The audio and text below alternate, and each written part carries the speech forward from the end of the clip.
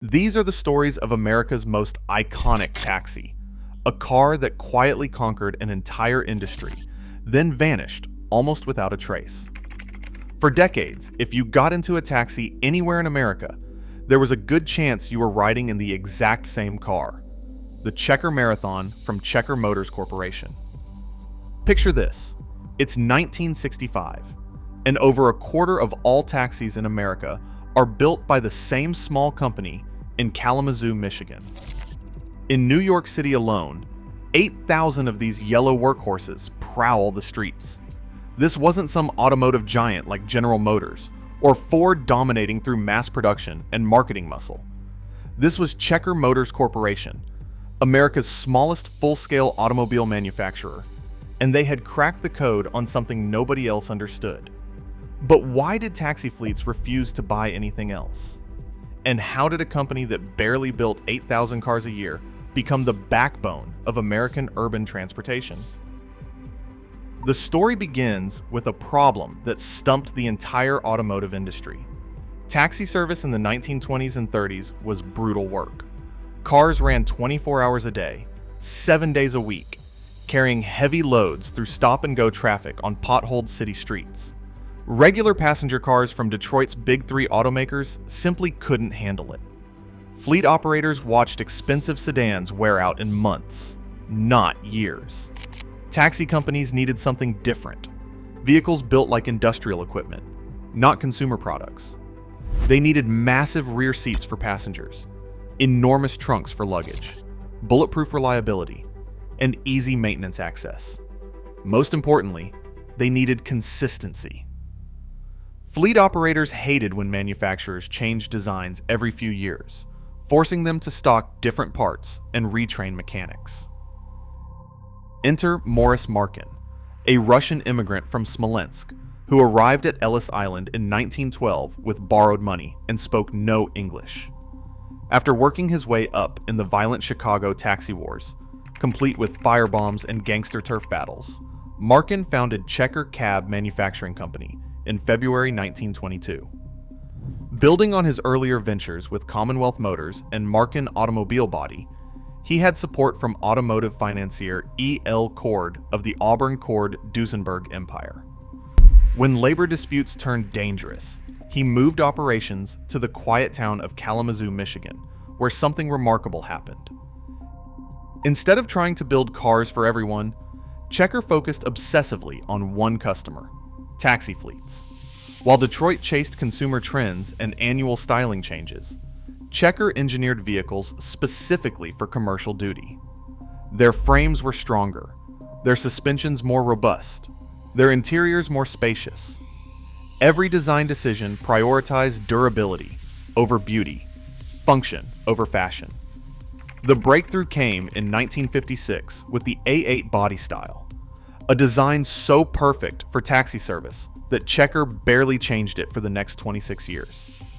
The A9 designated taxis followed, while the consumer-focused Marathon launched in 1960 as the A10 model, sharing that same proven platform. Later A12 models continued this lineage. This wasn't just another car, it was a purpose-built urban survival machine that replaced the earlier Checker Superba consumer line from 1959 to 63. The Marathon's boxy, utilitarian design wasn't trying to win beauty contests. Those massive rear doors, they made passenger loading effortless. That spacious cabin, it could seat 6 passengers, 8 with jump seats. The enormous trunk, 21 cubic feet of cargo space. The simple angular styling. It meant cheap replacement panels when inevitable urban scrapes happened.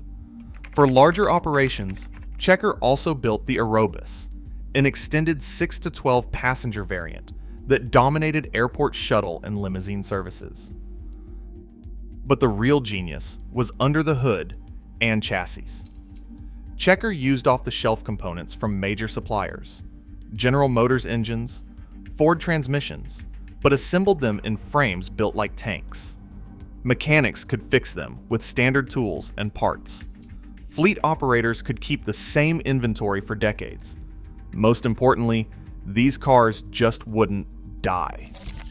Taxi drivers told legendary stories about checkers running 500,000, 600,000, even approaching 1 million miles.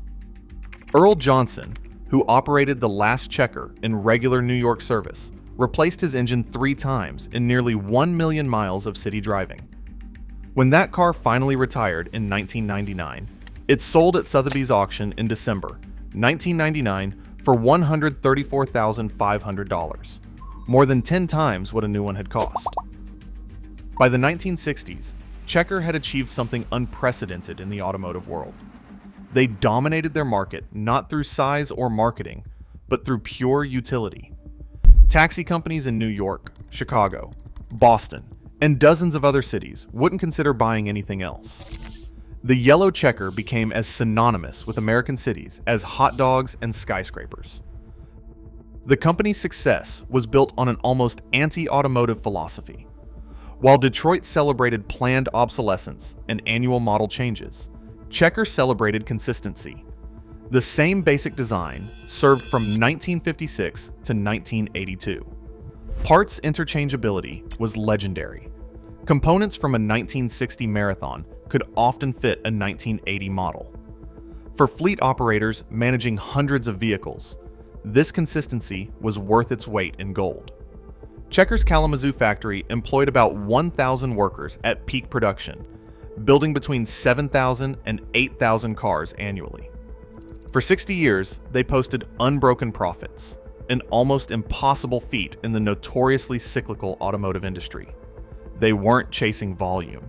They were serving a captive market that valued reliability over everything else. But that same consistency that made Checker successful would ultimately doom them. The automotive landscape was shifting in ways that their slow-to-change business model couldn't accommodate.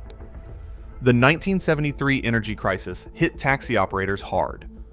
When gas prices surged from 36 cents to $1 and 27 cents per gallon, those big, heavy checkers became expensive to operate.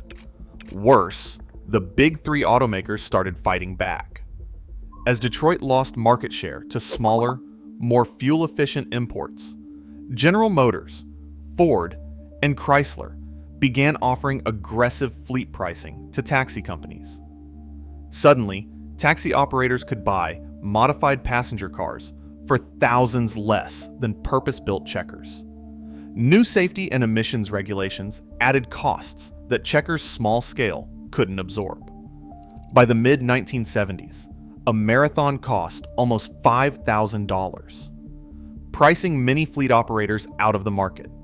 The company that had built its success on serving taxi fleets was being undercut by the very manufacturers they'd once outmaneuvered.